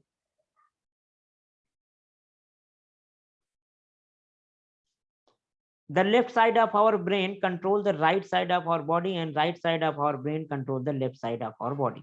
In addition, the left side of our brain control our speech. The left side क्या है, speech control करता है, and conversation and writing and logical thinking etc. Whereas the right side controls the artistic ability, just like a art and music, creativity, intuitions and holistic thinking. ये सब यहाँ भी लिखा हुआ है, चार्ट से भी आप समझ सकते हो। अब हम बात करते हैं सेरिब्रम के बारे में, इस ब्रेन के पार्ट के बारे में। मैंने बोला ये फोर ब्रेन है आपका, इसे फोर ब्रेन बोलते हैं। ये मिड ब्रेन है बीच में, और बाकी ये हाइंड ब्रेन है। ठीक है, तीन पार्ट है बेसिकली ब्रेन का। अब फोर ब्रेन में क्या क्या आता है, आपका सेरिब्रम आता है, हाइपोथैलेमस आता है, इपीथैलेमस आता है, ये सारी चीजें आता है। हाइपोथैलेमस वगैरह सब थिंकिंग से रिलेटेड होते हैं। और पिट्यूटरी जो होती है ग्लैंड, यहाँ पे छोटी सी ग्लैंड होती है पिट्यूटरी, ये ठीक है। ये ग्लैंड जो होती है ये डिफरेंट टाइप के हार्मोन सिक्रीट करती है, जैसे थायराइड स्टिमुलेटिंग हार्मोन, जितने भी स्टिमुलेटिंग हार्मोन होते हैं जो दूसरे ग्लैंड को स्टिमुलेट करते हैं हार्मोन सिक्रीट करने के लिए, वो सारे हार्मोन्स इससे सिक्रीट होते हैं। तो उसका जो वजन होता है ब्रेन का, ह्यूमन ब्रेन का, लगभग 1300 से 1400 ग्राम हो गया। और 100 बिलियन न्यूरॉन्स होते हैं, यानी कि नर्व सेल से मिलके बना होता है ये। और लेफ्ट साइड जो है राइट को कंट्रोल करता है, राइट साइड लेफ्ट को कंट्रोल करता है। ये सारी चीजें हमने देख लिया। अब हम बात करते हैं सेरिब्रम, जो ये वाला पार्ट है, ये वाला जिसमें आपको बहुत सारी फोल्डिंग दिख रही है, ये है सेरिब्रम। ठीक है, इसमें दो पार्ट होता है, सेरिब्रल कॉर्टेक्स बाहर वाला, और सेरिब्रल मेडुला अंदर वाला। इसके अंदर भी होता है, जब काटोगे आप तो सेरिब्रल मेडुला होगा। तो सेरिब्रम के बारे में बात करते हैं। सबसे पहला, this is the largest part of our brain, consist of 2 cerebral hemisphere. Cerebral hemisphere नाम से पता चल रहा है कि आधा गोला। तो यहां से अगर आप देखो तो एक सेरिब्रल हेमिस्फीयर हो गया। हेमिस्फीयर क्यों कहा गया, क्योंकि ये आधे गोले जैसा दिख रहा है। ठीक है, तो 2 सेरिब्रल हेमिस्फीयर से मिलके एक सेरिब्रल स्फीयर बनता है। तो ये 2 सेरिब्रल हेमिस्फीयर से मिलके बना होता है। क्लियर, आ रहा है समझ में कि नहीं? थोड़ा रिलैक्स चाहिए। नहीं सर, मेरे को समझ में आ रहा है। आ रहा है मतलब ब्रेन आपको समझ में आ रहा है अच्छे से? ब्रेन ब्रेन ही पढ़ रहा है। हाँ, क्या बोल रहे हो? नहीं सर, ब्रेन ब्रेन ही पढ़ रहा है। हाँ, ब्रेन ही पढ़ रहा है, बिल्कुल। तो यहाँ पे सेरिब्रम, ठीक है। तो उसके बाद सेरिब्रम सबसे बड़ा लार्जेस्ट पार्ट होता है हमारे ब्रेन का। 2 सेरिब्रल हेमिस्फीयर से बना है, यानी कि 2 आधे आधे गोले से मिलके बना होता है ये, इस तरीके से। These hemispheres are joined with each other with the help of tough fiber and nerve tracts. तो ये दोनों बीच में जुड़े होते हैं, काफी सारे टफ फाइबर्स होते हैं और नर्व ट्रैक्ट होते हैं। The cerebrum occupies the 2/3 of the brain. तो जो सेरिब्रम होता है आपका, वो लगभग 2/3 यानी कि 2/3 भाग ये ऑक्युपाई करता है। बाकी 1/3 में आपका पूरा होता है, मिड ब्रेन भी होता है और हाइंड ब्रेन भी होता है, और बाकी और सारे पार्ट भी होते हैं फोर ब्रेन के। तो यहाँ पे 2/3 पार्ट ऑक्युपाई करता है। Hence it is also called the large brain. तो ये लार्ज ब्रेन भी इसको बोलते हैं। Its surface has deep irregular ridges and grooves which are called the convolution. तो जो आप देखो इसके सरफेस पे, अगर देखो यहाँ पे फोल्डिंग्स दिख रही हैं आपको, तो यहाँ पे रिजेस दिख रहे हैं, ये रिजेस हैं। ये क्या है, डिप्रेशंस हैं। ठीक है, फोल्डिंग्स हैं, इसके बीच में गैप्स दिखेंगे आपको, तो इन्हीं को कन्वोल्यूशन बोलते हैं। और इस फोल्ड को पूरा गायराई सल्काई भी बोलते हैं। तो यहाँ पे convolution, and convolution increase the surface area of the cerebrum. मैंने बोला जो फोल्डिंग्स होती हैं इस तरीके से वो क्या करती हैं, सरफेस एरिया इंक्रीज करती हैं इसकी। जैसे आप एक चादर लो, फैला दो, ठीक है, तो इतना बड़ा रहेगा, लेकिन अगर इसको मोड़ दो इस तरीके से तो वो छोटे जगह पे आ जाता है ना। कोई भी चादर लो, ऐसे फोल्ड कर दो, छोटे जगह पे आ जाएगा। ऐसे इस तरीके से रख दो, फिर इसको खींच दो तो बड़ा हो जाएगा। इसी तरीके से ये भी रहता है, अगर इसको फाड़ के खींचना हो तो काफी बड़ा हो जाएगा। तो सरफेस एरिया बढ़ाने के लिए ये फोल्डिंग्स होती हैं। Surface has deep irregular ridges and grooves which are called the convolutions, and convolutions increase the surface area of the cerebrum, ठीक है, and therefore a large number of nerve cell can be accommodated। तो इसी वजह से काफी सारी nerve cells जो हैं उसमें भर जाती हैं। वो काफी सारे नर्व सेल से मिलके बना होता है, क्योंकि सरफेस एरिया उसकी बहुत ज्यादा होती है। अब बात करते हैं सेरिबेलम। सेरिबेलम कौन सा पार्ट होता है? ये हाइंड ब्रेन का पार्ट है। ये जो पीछे वाला पार्ट है, देखो इस तरीके से दिख रहा है आपको, ये दिस इज सेरिबेलम। इसमें जब आप देखोगे तो ये ट्री के जैसा स्ट्रक्चर दिखता है आपको, ठीक है। ये भी नर्व से ही बना होता है। व्हाइट मैटर और ग्रे मैटर, दो मैटर होता है ब्रेन के अंदर, ठीक है। ये व्हाइट मैटर अंदर होता है और इसमें ग्रे मैटर बाहर होता है। इन सब में क्या है, ग्रे मैटर, व्हाइट मैटर बाहर होता है, ग्रे मैटर अंदर होता है। इसका उल्टा होता है यहाँ पे, सॉरी नहीं, इन सब में होता है, स्पाइनल कार्ड में उल्टा होता है। यहाँ पे देखो ग्रे मैटर बाहर है और व्हाइट मैटर अंदर। दो तरीके का टिश्यू होता है ब्रेन के अंदर, ग्रे मैटर, व्हाइट मैटर। जैसा कि मैंने बोला, दो तरह की सेल्स होती हैं, एक स्मूथ, एक माइलिनेटेड, ठीक है। तो यहाँ पे हाँ ग्रे, सर। समझ गया ना। तो यहाँ पे देखो, इसको बोलते हैं, एक स्पेशल नाम देते हैं इस ट्री लाइक स्ट्रक्चर को, आर्बर बिटाई। क्या बोलते हैं? आर्बर बिटी, आर्बर बिटाई बोलते हैं इसे। इस जो ट्री लाइक स्ट्रक्चर है ये सेरिबेलम में ही पाया जाता है। तो दोनों में अंतर देखो, सेरिब्रम एंड सेरिबेलम। तो बेलम याद रखने में प्रॉब्लम हो तो बेलन याद रख लो, ठीक है। सेरिबेलन ये हो गया, सेरिबेलम उसी तरीके से दूसरा बचा तो सेरिब्रम। तो सेरिब्रम में क्या होता है, ये हाइंड ब्रेन का पार्ट है। बेसिकली आपको जो दिखाई देता है, सुनाई, बैलेंसिंग होती है, वो सब यही पार्ट एडजस्ट करता है आपकी बॉडी में, ठीक है। विजन के लिए और बैलेंसिंग के लिए ये वाला पार्ट आपका काम करता है। Cerebellum, this is the smaller part of the brain situated below the cerebrum at the back of the cranial cavity. Its surface shows the shallow grooves instead of deep convolution. यहाँ पे shallow grooves होते हैं, deep convolutions नहीं होते। ये basically hind brain का part है। आप में हाइंड ब्रेन, फ्लोर ब्रेन नहीं दिया हुआ है तो आप ऐसे भी याद रखोगे तभी भी चलेगा, लेकिन this is a part of hind brain. अब बात करते हैं मेडुला ओब्लांगाटा। ये वाला पार्ट जो आपका यहाँ पे है, ब्रेन स्टेम। इन सबको ब्रेन स्टेम बोलते हैं क्योंकि पूरा ब्रेन आपका इसी पार्ट पे टिका हुआ होता है। इस पार्ट पे, इस पार्ट पे टिका हुआ होता है आपका, ये हार्ड पार्ट होता है, इसीलिए इसको ब्रेन स्टेम बोलते हैं। इस ब्रेन स्टेम का एक पार्ट होता है ये पॉन्स, ये जो उभरा हुआ पार्ट है इसे पॉन्स बोलते हैं। और ये जो छोटा सा पार्ट इधर दिख रहा है नीचे, इसे मेडुला ओब्लांगाटा बोलते हैं।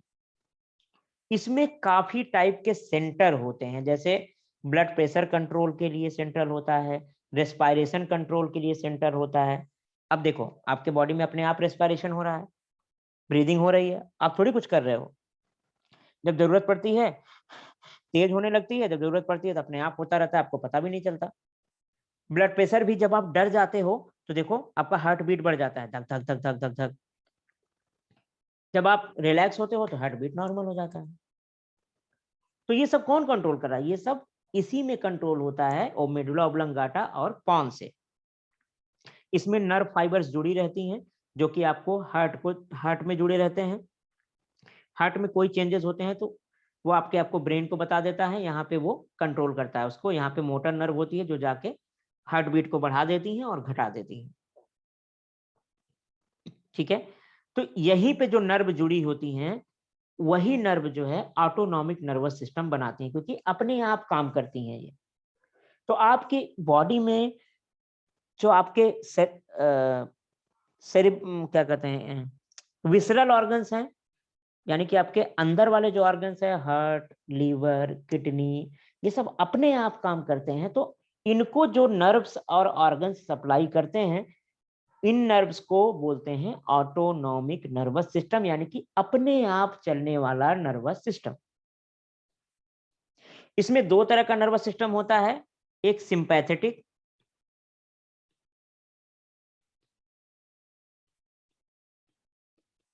एक पैरासिम्पैथेटिक।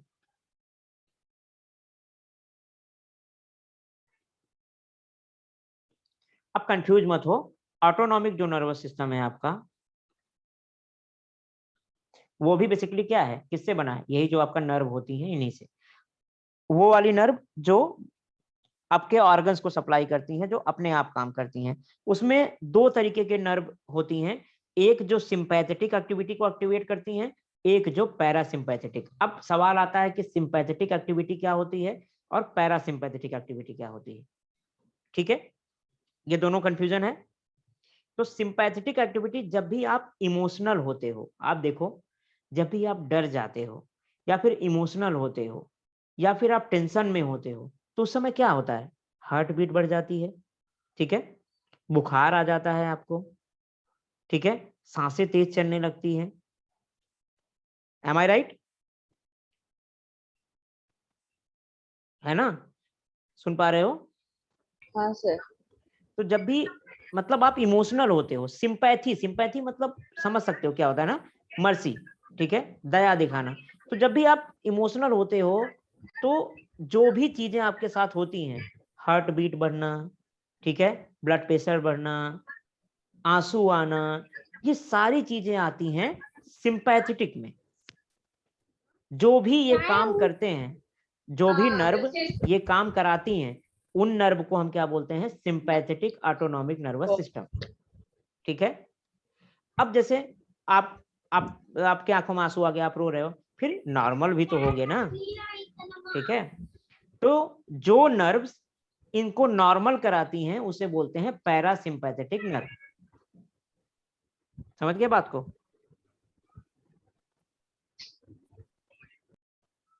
सर एक और बार सिंपैथेटिक और पैरासिम्पैथेटिक बोल अरे सकते हो? देखो, एक याद रखो सिंपली, जैसे मैंने बोला कि दो तरीके का नर्वस सिस्टम है, एक सेंट्रल नर्वस सिस्टम यानी कि ये जो आपका ब्रेन, स्पाइनल कॉर्ड, पहली चीज कंफर्म। दूसरा क्या है, पेरीफेरल, मैंने बताया था। तो जो इससे नर्व्स निकलती हैं, इससे और स्पाइनल कॉर्ड से, वो पेरीफेरल नर्वस सिस्टम बनाती हैं। ठीक है, अब पेरीफेरल का और ऑटोनॉमिक का आपका अलग कर दिया है। तो इसमें देखो, वो नर्व जो आपके बॉडी के अंदर वाले ऑर्गन को सप्लाई करती हैं, वो सब कुछ अपने आप कराती हैं। ठीक है, यानी कि सब कुछ अपने आप होता रहता है, आपको कुछ नहीं करना पड़ता। लेकिन कुछ नर्व होती हैं जो आपके स्केलेटल मसल को सप्लाई करती हैं, जैसे आपके हाथ को, हाथ के मसल को, पैर के मसल को, तो वो सब आप खुद कंट्रोल कर सकते हो। तो जो आपकी बॉडी के अंदर वाली मसल होती हैं, अंदर वाली जो नर्व होती हैं, वो बनाती हैं ऑटोनॉमिक नर्वस सिस्टम। उसमें कुछ नर्व जो होती हैं, जो इमोशनली आपको एक्टिवेट करती हैं, जैसे आंसू आना, दर्द होना, या फिर कुछ ऐसी एक्टिविटी जिससे आपका हार्ट बीट बढ़ जाता है, या ब्लड प्रेशर बढ़ जाता है, या डर जाते हो, ये सारे काम सिंपैथेटिक नर्वस सिस्टम वाली मसल्स करती, नर्व्स करती हैं। उसके बाद इनको नॉर्मल कंडीशन में जो नर्व्स लेके आती हैं, ठीक है, उनको वो बनाती हैं पैरासिम्पैथेटिक नर्वस सिस्टम। ठीक है, अभी आप में ओके है सर। नहीं सिंपैथेटिक पैरासिम्पैथेटिक, लेकिन थोड़ा सा डीप में आपको मैंने बता दिया समझने के लिए, कि जो भी आपको इमोशनली एक्टिवेट करती हैं जो नर्व्स, वो सिंपैथेटिक हो गई, और जो इमोशनली रिलैक्स करती हैं, दैट इज पैरासिम्पैथेटिक। ठीक है, हाँ sir.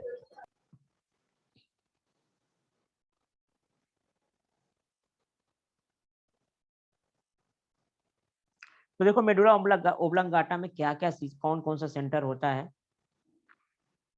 This is hindmost part of brain. There are two triangular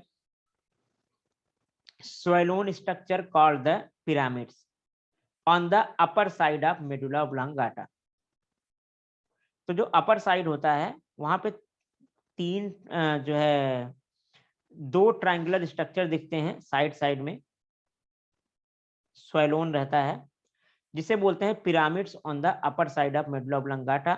the medulla oblongata continues, ठीक है, कंटिन्यूज। तो यहाँ पे दो जो पिरामिड्स इस तरीके से दिखते हैं, नीचे वाला जो होता है वही मेडुला ऑब्लंगाटा होता है। There are two triangular swollen structures called the pyramids on the upper side of medulla oblongata. The medulla oblongata continues. तो यहाँ पे एक मिनट रुकना जरा।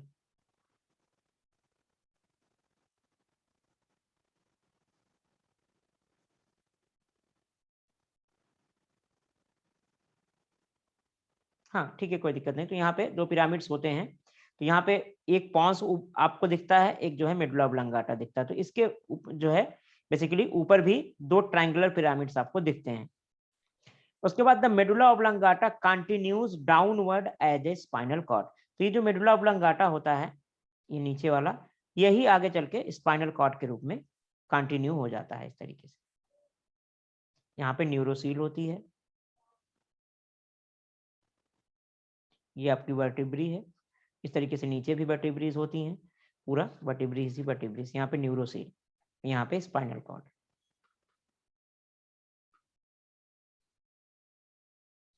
तो अब मेडुला ऑब्लंगाटा के बारे में काफी कुछ नहीं दिया हुआ है, तो यहाँ पे आप समझ लो कि सेंटर्स होते हैं आपको जो कंट्रोल करते हैं ब्लड प्रेशर को, ठीक है, और रेस्पिरेटरी सेंटर्स भी होते हैं जो कि रेस्पिरेशन को कंट्रोल करते हैं। ये दोनों पांस और मेडुला में ही होते हैं, ठीक है। इसमें दिया नहीं हुआ है बट आप याद रख लो, अच्छा रहेगा आपके लिए।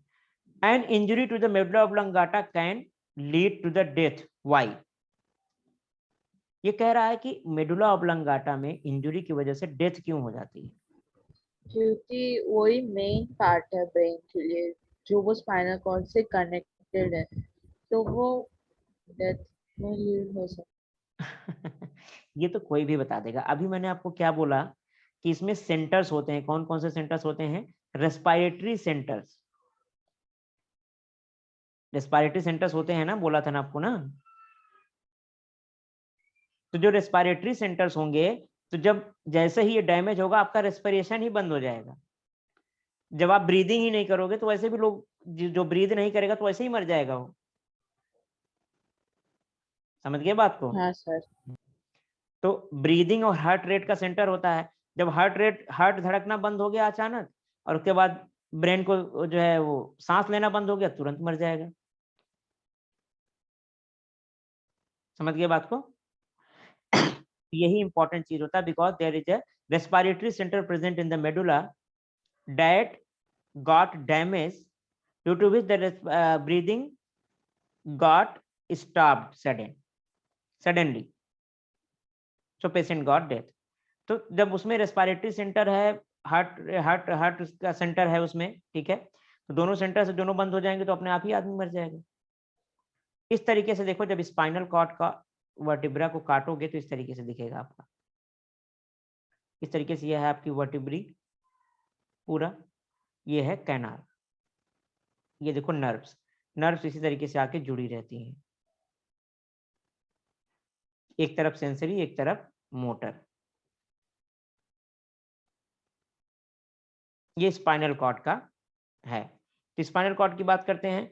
The spinal cord is a part of the central nervous system and it is held within the cerebral column, vertebral column. तो वर्टिब्रल कॉलम के अंदर होता है, and it is the slightly thick but gradually tapered towards the end. तो जैसे थोड़ा thick होता है, नीचे जैसे जैसे चला जाता है ये पतला होता चला जाता है, इस तरीके से आगे की तरफ थोड़ा मोटा होता है ऊपर, tapered towards the end, and there is a thread-like fibrous structure at its end। तो ये जो स्पाइनल कॉर्ड होता है इस तरीके से tapered होता है, और यहाँ पे बहुत सारे थ्रेड लाइक स्ट्रक्चर आपको दिखते हैं। ठीक है, जो कि घोड़े की पूंछ के जैसा दिखता है लास्ट में। एक्चुअली ये सारे जो नर्व्स होती हैं इन्हीं का एक्सटेंशन होता है। ये ध्यान से अभी आप देखो यहाँ पे, it is slightly thick but the gradually tapers towards the end and there is a thread like fibrous structure at its end and it is called as the phylum terminate। तो नीचे वाला जो है पतला सा थ्रेड लाइक स्ट्रक्चर लास्ट में लटकता रहता है इस तरीके से, जिसे फाइलम टर्मिनेट बोलते हैं। यहाँ से ये वर्टिब्रल कॉलम है, ये जो व्हाइट व्हाइट सा दिख रहा है, इसके बीच से नर्व्स निकली हुई हैं आपकी ये, और इसके अंदर ये जो है स्पाइनल कॉर्ड है, ये जो दिख रहा है देखो, ऊपर थोड़ा मोटा है, नीचे जैसे जैसे आता जाएगा पतला होता चला जाता है, और लास्ट में एक रस्सी जैसा स्ट्रक्चर यहाँ पे लटकता है जिसे बोलते हैं फाइलम टर्मिनेट।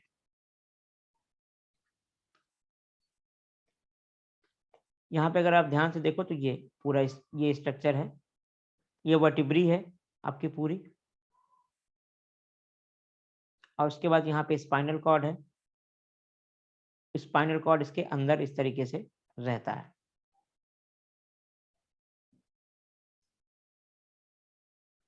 ये वाला पूरा स्पाइनल कॉर्ड है, इसके पीछे से गया हुआ है, और ये वर्टिब्री है आपकी।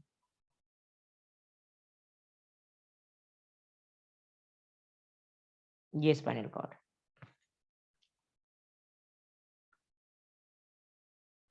समझ पा रहे हो? हाँ सर। तो सिंपल है, कुछ ऐसा खास नहीं है। You may have seen how a drunken person struggle to maintain his body balance and excess alcohol in the body cause the one to lose the control over it. Why does it happen? Find out the reason with the help of the internet. तो आखिर ऐसा क्यों होता है जब लोग पीते हैं, दारू पी लेते हैं, तो वो लड़खड़ाने लगते हैं, उनका बैलेंस नहीं बन पाता। एक्चुअली क्या है, उनका लिम्बिक सिस्टम जो होता है, जो सोचने का जरिया होता है, उनको टनल विजन हो जाता है। टनल विजन क्या होता है पता है? आगे गड्ढे गड्ढे दिखाई देने लगते हैं, ऊंचा नीचा दिखने लगता है। जो दारू होती है that cause the tunnel vision, ठीक है। तो जो आंख से सामने ऊंचा नीचा दिखेगा, तो पैर इधर उधर पड़ना शुरू हो जाएगा। समझ गए बात को? इसी वजह से हाँ जो सर। दारू पीने वाले जो पर्सन होते हैं वो इधर उधर गिरना शुरू कर देते हैं। चलो इसके आगे हम लोग नेक्स्ट टाइम करेंगे, अभी ये चार्ट भी आप पढ़ लेना, ठीक है। इस चार्ट के आगे हम लोग अच्छे से करेंगे आगे, और फिलहाल के लिए क्या है, अभी रिफ्लेक्सेस के बारे में हम लोग करेंगे, कैसे रिफ्लेक्स यहाँ पर टच होता है तो कैसे आपको पता चलता है, कौन सा रिफ्लेक्स आपके ब्रेन तक जाता है, कौन सा रिफ्लेक्स आपके स्पाइनल कॉर्ड से सीधा मोटर नर्व में चला जाता है। ये देखो एसोसिएशन न्यूरॉन मैंने बोला था, एक नर्व तो ये हो गई, ठीक है, इधर से जो है टच किया, सेंसेशन आया, फिर यहाँ से तुरंत जो है मोटर नर्व के थ्रू फिर से ये इस हाथ में गया और इस हाथ को आपने हटा लिया, ठीक है। देखो यहाँ से क्या हुआ, आपने मोमबत्ती, जलती हुई मोमबत्ती को टच किया, तो यहाँ पे जो सेंसर थे वो सेंस किया और तुरंत आ गया यहाँ पे, और ये स्टिमुलस इतना तेज था कि ये ब्रेन में नहीं जा पाया, यहीं से फिर से इस स्पाइनल कॉर्ड ने इसे आदेश दे दिया और ये फिर से इसकी मसल में आ गया मोटर को, और आपके हाथ को कॉन्ट्रैक्ट करा दिया, आपने हाथ को हटा लिया। उसके बाद आपके ब्रेन को पता चला कि भाई जल गए हम। कभी ऐसा हुआ है कोई आपको नीडल प्रिक करे, आप झटके से हाथ हटा लेते हो बिना आप कॉन्शियस के ही, है ना? मतलब हाँ। आपको सोचने का टाइम नहीं मिलता। हाँ सर। अगर आप अचानक जलोगे, फटाक से हाथ हट जाएगा, अपने आप हट जाएगा, आपको सोचना ही नहीं पड़ेगा, बाद में पता चलेगा करे क्या हुआ, जल गए। हम्म। तो ये सब आपके स्पाइनल कॉर्ड से ही रिफ्लेक्स जो है गवर्न होते हैं, ठीक है। बाकी अगर हल्का स्टिमुलस होगा हाँ तो धीरे धीरे यहाँ तक आएगा, तो इसी बीच में ये आपके ब्रेन तक भी पहुंच जाता है। लेकिन जब तगड़ा स्टिमुलस होगा तो ब्रेन तक पहुंचने से पहले ही ये वापस होके आपके मसल को कॉन्ट्रैक्ट करा देगा और फिर से वापस पोजीशन पे आ जाएगा आपका हाथ। तो ये सब बहुत मजेदार चैप्टर्स हैं, आगे हम लोग फिर अच्छे से और करेंगे इसको, ठीक है। और एक बार रिवीजन कर लेना ढंग से। सर। चलो फिर, ऑल द बेस्ट। हाँ। Okay. Thank you, sir. Bye, sir. Bye bye.